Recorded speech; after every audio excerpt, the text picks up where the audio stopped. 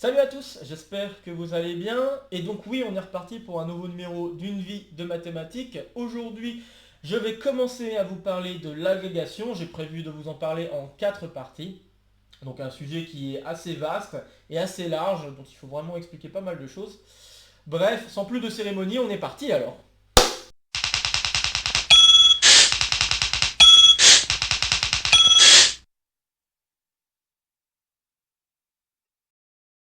L'agrégation. Alors on va peut-être se resituer là où j'en étais, en tout cas dans mon récit.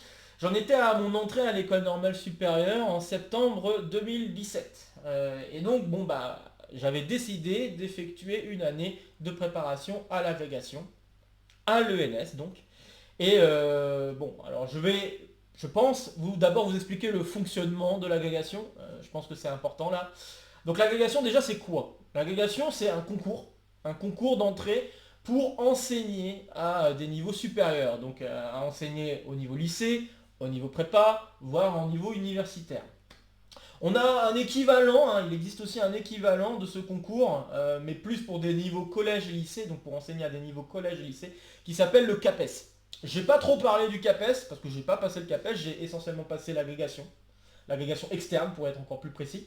Donc le CAPES, je vais en parler, je vais essayer d'en parler un petit peu en parallèle parce que le fonctionnement du passage de l'agrégation et du CAPES se ressemble pas mal, mais il y a quand même quelques petites nuances. Je vais donc essayer d'expliquer les choses pour l'agrégation plus que pour le CAPES, mais sachez qu'il y a des choses en commun pour lesquelles les choses que je vais vous raconter sont valables pour les deux. Alors l'agrégation donc, comment ça se passe ce passage de concours? Alors ça se fait sur une année, on a à se préparer pendant un an, alors moins d'un an pour être plus précis, puisque les écrits se font en général en mars, fin mars peut-être début avril, mais en général fin mars, et les oraux se font plutôt en juin-juillet. Et puis comment ça fonctionne exactement? On a donc 4 étapes, l'inscription, qu'il ne faut pas négliger, parce que c'est important de s'assurer d'avoir tous les papiers. Je vous raconterai une petite anecdote là-dessus plus tard. Il y a ensuite les écrits, les oraux, et un dernier truc qui peut vous pourrir la vie, suivant ce que vous décidez de faire à la suite de ce passage d'agrégation, en tout cas ce que vous avez décidé de faire dans votre cursus après l'agrégation. En effet, ce dernier petit truc qu'il faut faire pour enfin obtenir le statut d'agrégation ou d'agrégé, c'est de faire un stage d'enseignement pendant un an en lycée, en collège. Avec un peu de chance, on peut avoir une prépa directement suivant notre classement à l'agrégation, puisque bon évidemment à la suite des écrits des oraux on a un classement. Ou alors on peut effectuer ce stage en un an ou en 2 ans, ça dépend également du nombre d'heures que l'on effectue, en ATER.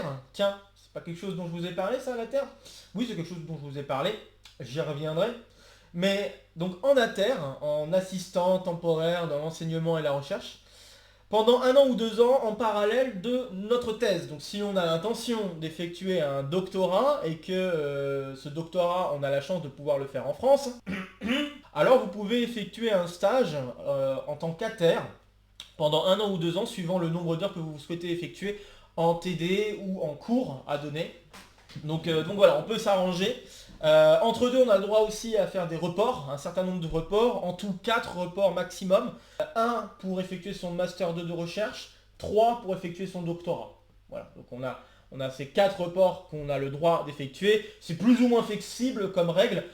Également, je vous en reparlerai plus tard. Mais essentiellement, ce sont là les règles pour ce stage d'enseignement et ce stage de validation, donc d'obtention d'agrégation.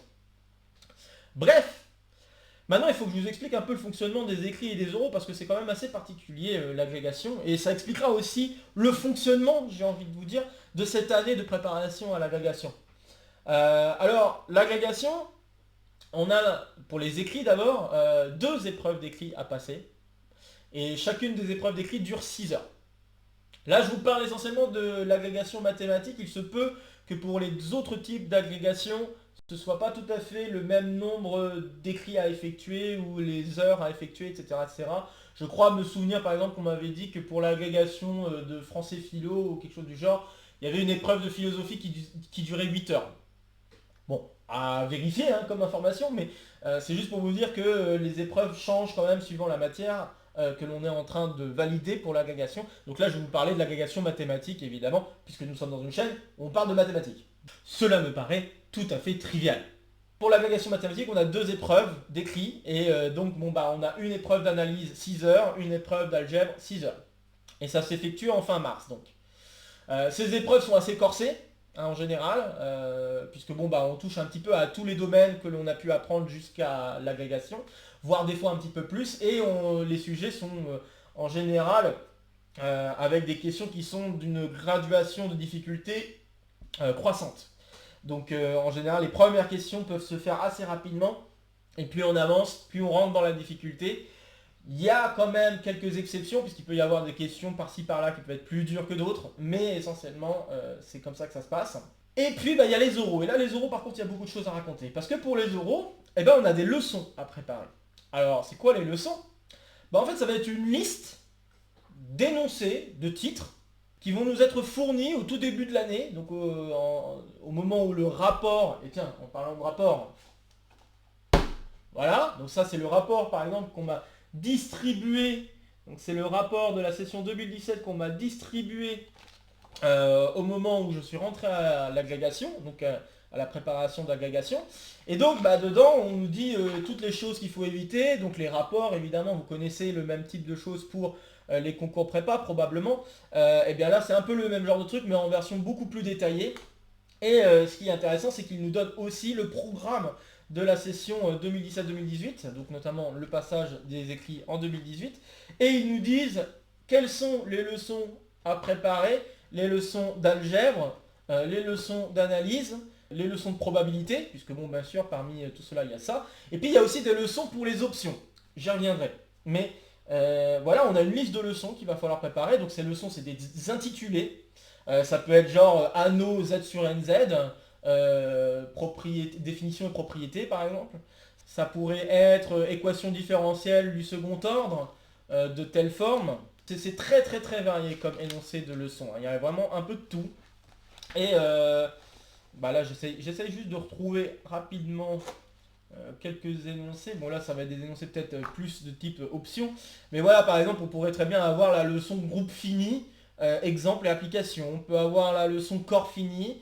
On peut avoir la leçon système d'équations linéaires, opérations élémentaires, aspect algorithmique, conséquences théoriques. On peut avoir la leçon forme quadratique sur un espace vectoriel de dimension finie. Donc c'est des intitulés, d'accord? C'est des intitulés dans lesquels il va falloir être capable de à la fois synthétiser et de rassembler les connaissances importantes sur chacune donc, de ces leçons. Un peu comme si on devait préparer le cours.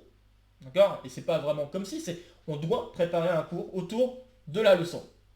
Donc là par exemple si je choisis, alors j'essaie d'en choisir un comme ça, mais si je choisis forme linéaire et dualité en dimension finie, exemple et application, je dois proposer un plan qui doit tenir sur 3 pages.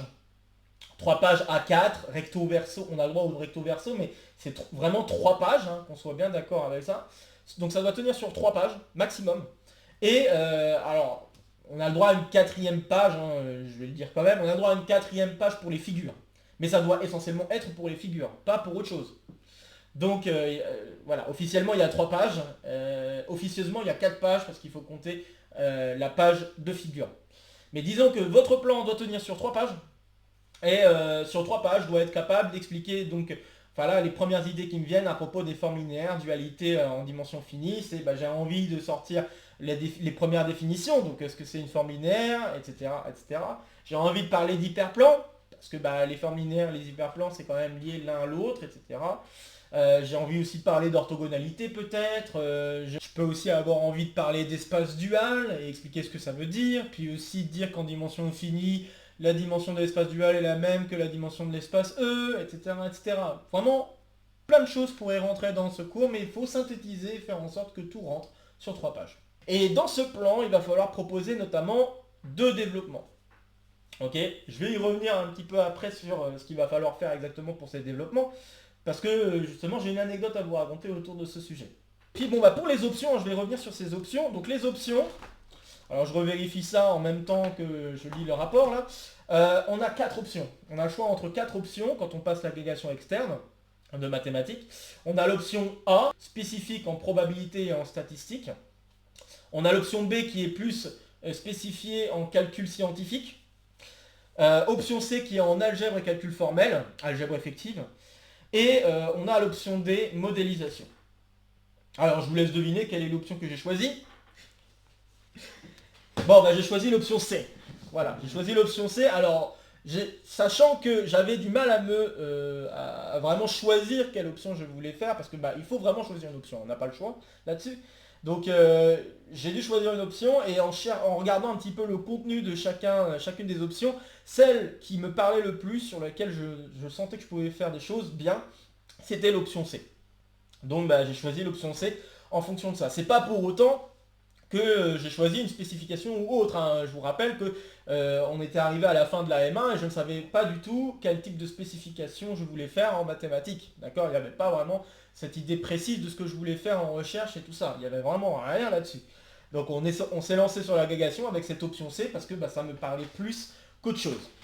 Mais enfin bref.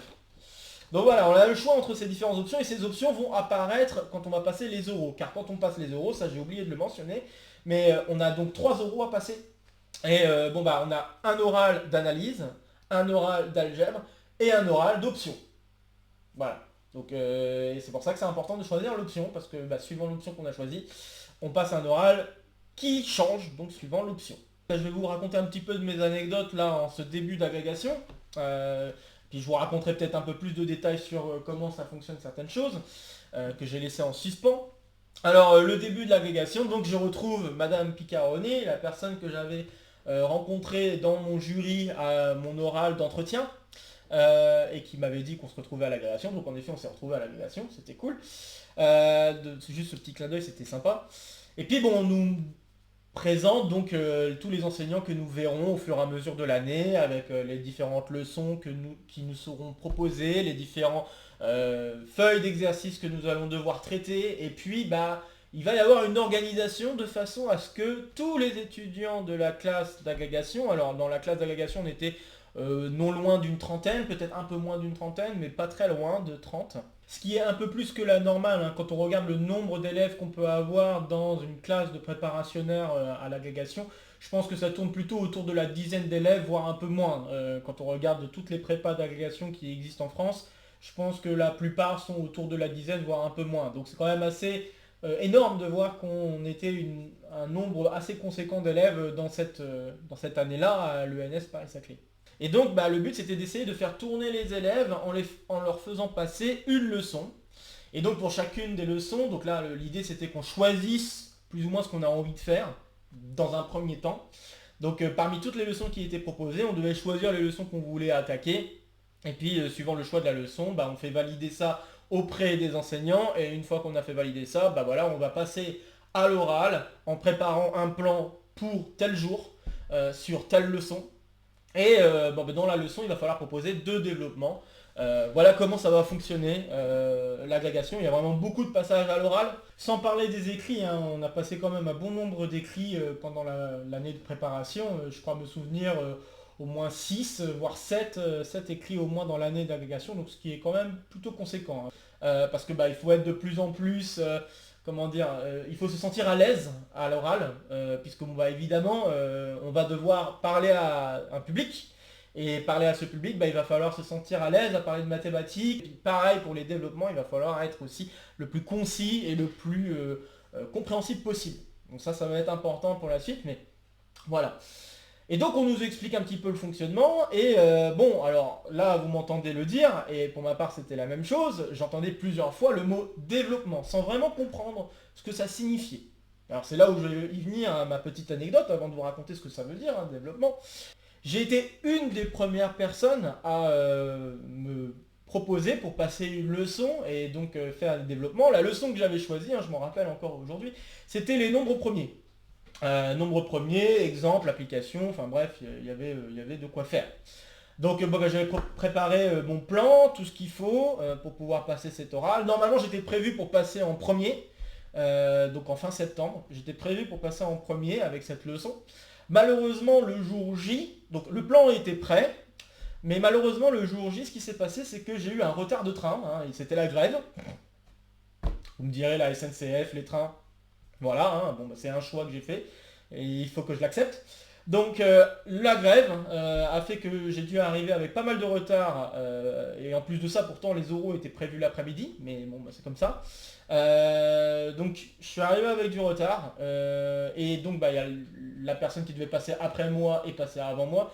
Et pendant qu'elle passait, quand je suis arrivé, juste en courant évidemment, quand je suis arrivé donc à l'école normale supérieure, j'ai imprimé mes documents, donc mon plan en plusieurs exemplaires pour pouvoir le distribuer à tous les étudiants. Car oui, chaque fois qu'une personne passait pour présenter une leçon, elle devait faire des photocopies de son plan pour toute la classe. Car l'idée c'était que chacune des personnes dans la classe se fasse un petit classeur dans lequel il va rassembler toutes les leçons qui ont été présentées jusqu'à la fin donc, de l'agrégation et donc avoir une liste d'exemples de plans et de développement pour chacune des leçons. Donc ça c'était important à mettre en place et ça aide vraiment beaucoup. D'ailleurs je vous raconterai aussi un autre truc là-dessus, j'y viendrai. Ça fait beaucoup de choses que je voulais ultérieurement, mais je vous rassure, je vais en parler avant la fin de la vidéo. Je me retrouve à passer mon oral avec un petit peu de retard, hein, je distribue mon plan. Et puis bon bah, le principe de l'oral est le suivant, quand on passe un oral, ça sera comme ça. Donc une fois qu'on a préparé ce plan et cette préparation, le jour de l'oral, on n'aura que 3 heures pour le faire. Là on avait le temps qu'on voulait, mais dans le jour de l'oral on a 3 heures pour le faire. Et bien au moment de l'oral, on va avoir 5 à 10 minutes, mais 10 minutes c'est un peu rare, plutôt 5 minutes de discussion avec les membres du jury qui seront en face de nous pour défendre notre plan, en quoi notre plan est pertinent par rapport à la leçon, qu'est-ce qui fait que ce plan fonctionne, etc., etc. Et puis dans ce plan, comme je l'ai dit, on doit proposer 2 développements. Alors maintenant je vais vous expliquer comment je comprenais ce que c'était un développement.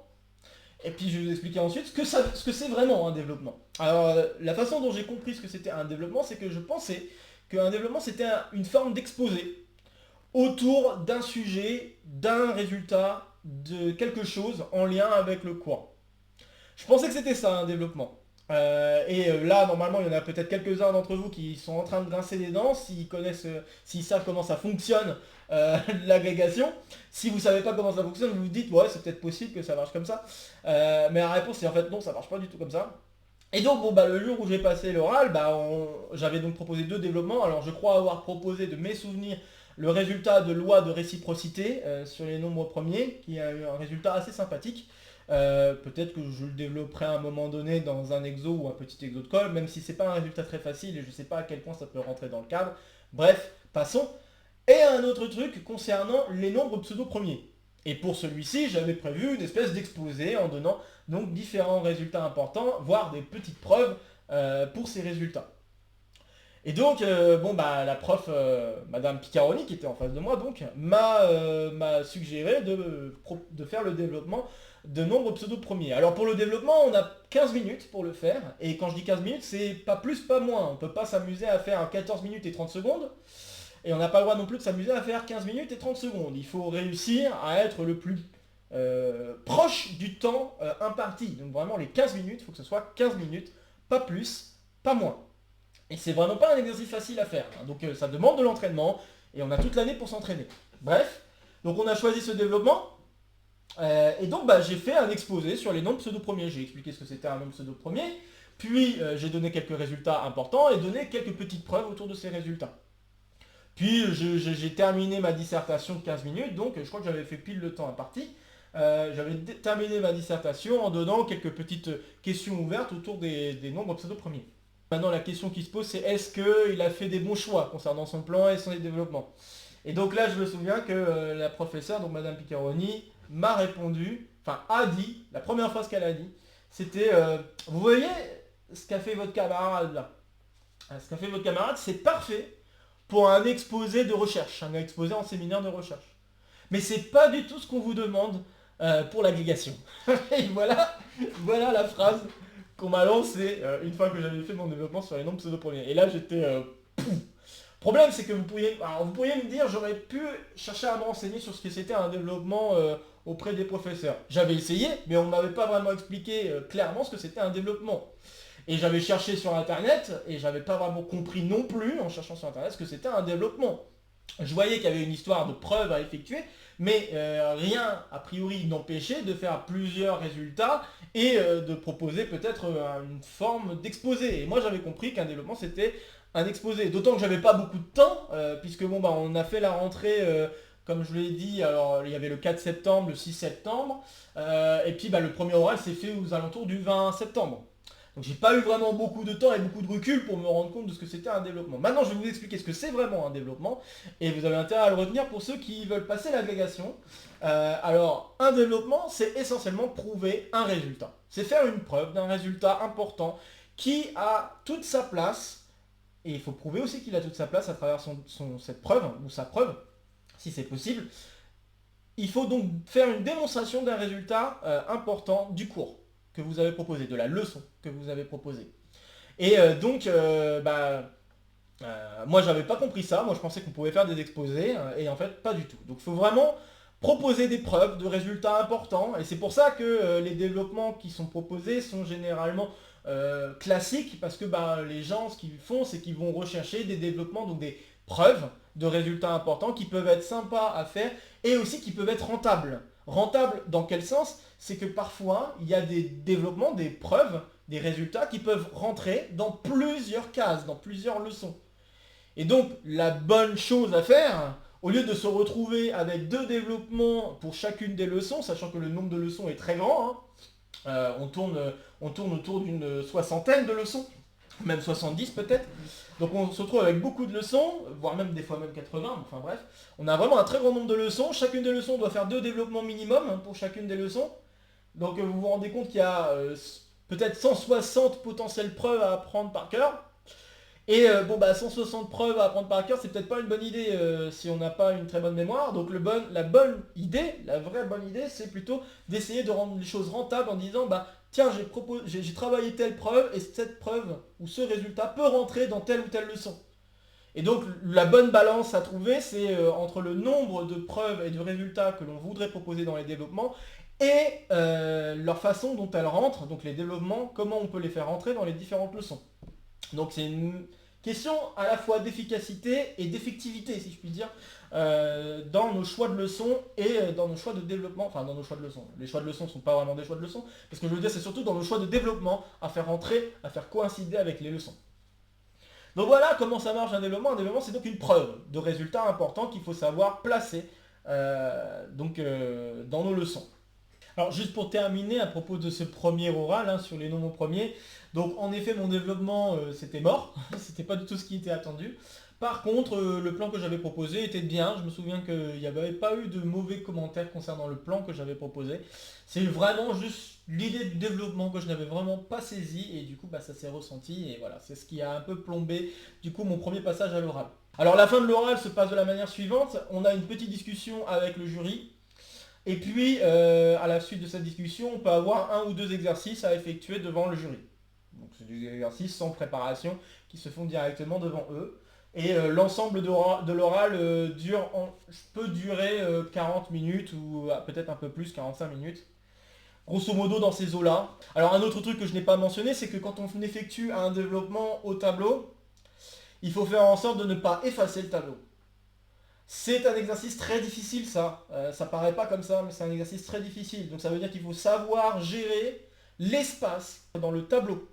Et ça veut dire qu'il va falloir réussir à rentrer l'ensemble de la preuve sur un seul tableau. Et quand on n'a pas de chance et qu'on a un petit tableau, il faut vraiment avoir une bonne vision de l'espace qui est présent devant nous. Et donc être capable de rentrer tout ce qu'il y a à rentrer de la preuve dans le tableau, sans rien effacer.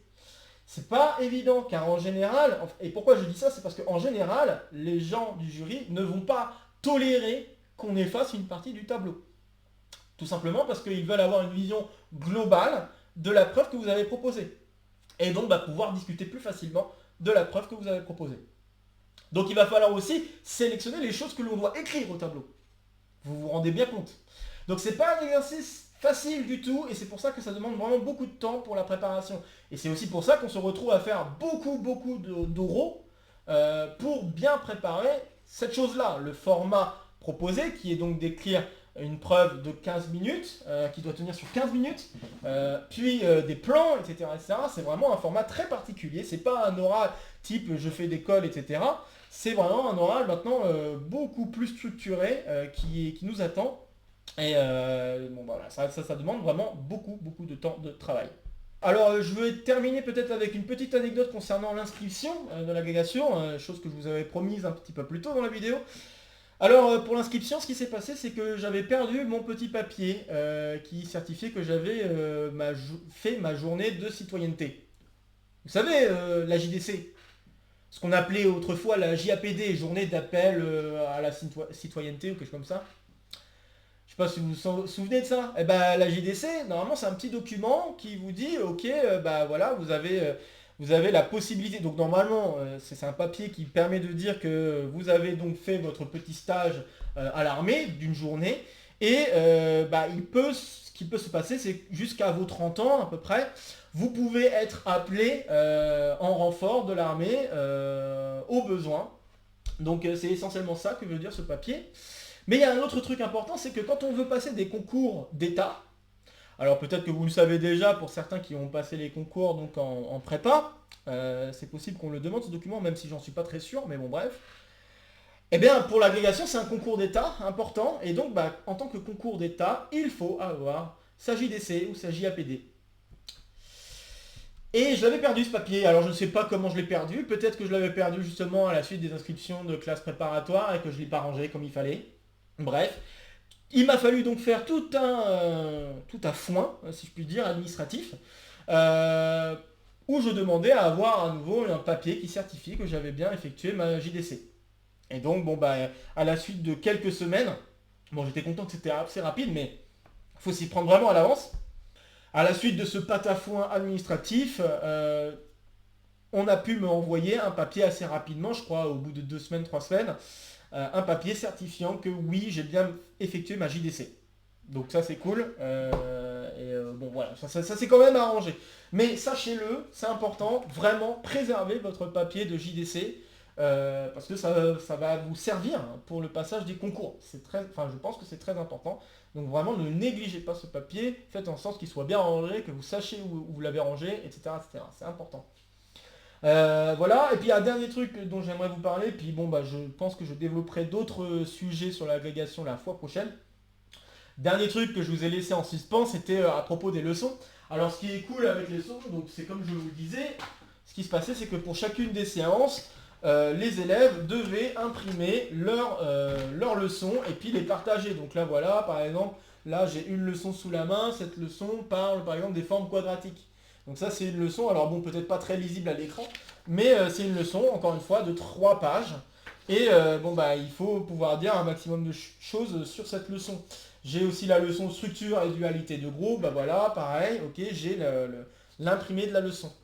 Et donc ce qui était aussi cool, c'est que les années antérieures, donc là bon là j'ai une très grosse liste là déjà, mais j'ai pas tout, je pense que ça ne fait qu'une partie de toutes les leçons qu'il faut apprendre, enfin bon bref. Donc ce qui était cool, c'est que chaque année, ils effectuaient cet exercice. Donc c'est-à-dire que chaque année, on demandait aux élèves, au moment où ils préparaient leurs leçons, de les imprimer en plusieurs exemplaires pour le partager aux étudiants et également pour mettre en place un classeur dans lequel on va mettre les différentes leçons et développements qui ont été proposés pendant telle année.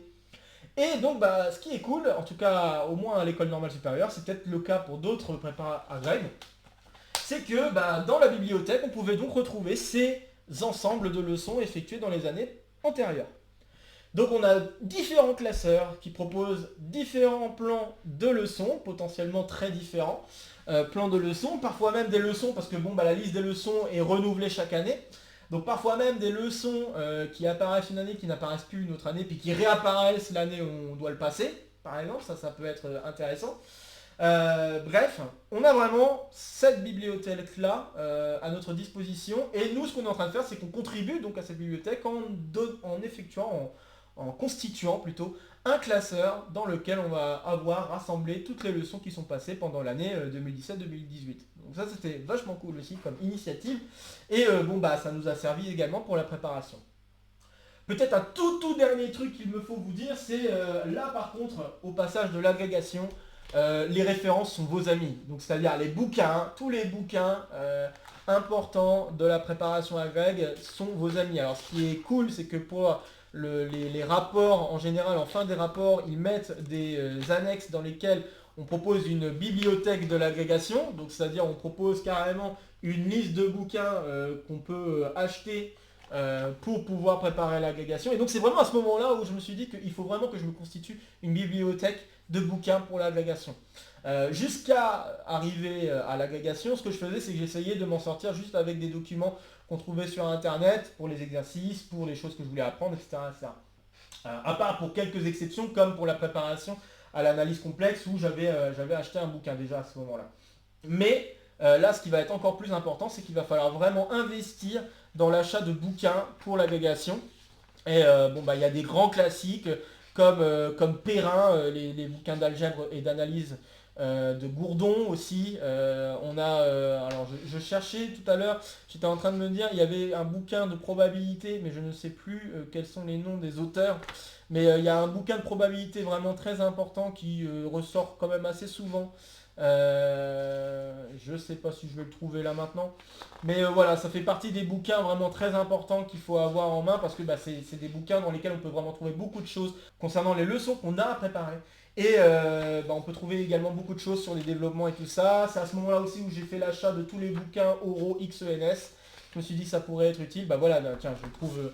je parlais du Gourdon, voilà, ça fait partie de la liste, je sais pas si, hop, voilà, on peut le voir là, donc les Gourdons ici, analyse d'algèbre, ça fait partie par exemple des classiques qu'il faut avoir. Vraiment, on a une très très grande liste et va falloir faire aussi un choix sur les bouquins parce qu'on ne peut pas s'amuser à tout acheter pour former notre bibliothèque. Donc il faut faire un choix pertinent sur les bouquins qu'il va falloir prendre et à savoir que pour l'oral, on a le droit d'amener les bouquins. Alors bien sûr, on n'a pas le droit à une infinité de bouquins, enfin... À part si vous êtes capable de tout porter, mais sinon c'est vous qui devez amener vos bouquins. Donc il faut faire le choix des bouquins que vous voulez emmener pour passer l'agrégation, le jour où vous voulez passer l'agrégation. Et donc il faut faire un choix sur les bouquins que vous voulez travailler par rapport à telle ou telle leçon. Ces choix vont s'effectuer au fur et à mesure qu'on va étudier des exercices, des cours, sur tel ou tel sujet. Et les professeurs vont nous dire, tiens, telle référence est très important parce que, voilà, il parle de ça, ça, ça. Telle autre référence est importante parce que ça parle de ça, ça, ça. Voilà comment ça va marcher pendant toute l'année de l'agrégation. On va avoir à la fois des espèces de rappels ou cours sur certains sujets. On n'hésitait pas à approfondir à l'ENS Paris-Saclay. Donc il y a eu beaucoup d'approfondissements sur des sujets qui étaient un peu en dehors du cadre de l'agrégation. Mais voilà, il y a vraiment ça, plus toutes les leçons, donc vraiment, il y avait même 6 passages à l'oral par semaine. Donc quand je dis 6 passages à l'oral par semaine, c'est je parle de tout, en parlant de tout l'ensemble de la classe, et facilement on arrivait à faire des roulements sur 30 élèves. C'était assez rapide à faire. Donc vraiment, c'était intense. Ça demandait vraiment beaucoup de boulot. Et puis je pense que je vais arrêter ma vidéo ici parce que sinon ça va être un peu long de vous raconter plus de choses concernant l'agrégation. Je vais me garder un petit peu le champ libre pour vous parler de comment ça va fonctionner la suite de mon année à l'agrégation, parce que là je vous ai essentiellement expliqué le fonctionnement de l'agrégation. Il va falloir que je vous explique ensuite comment je l'ai vécu vraiment de l'intérieur, cette agrégation, ce passage de l'agrégation.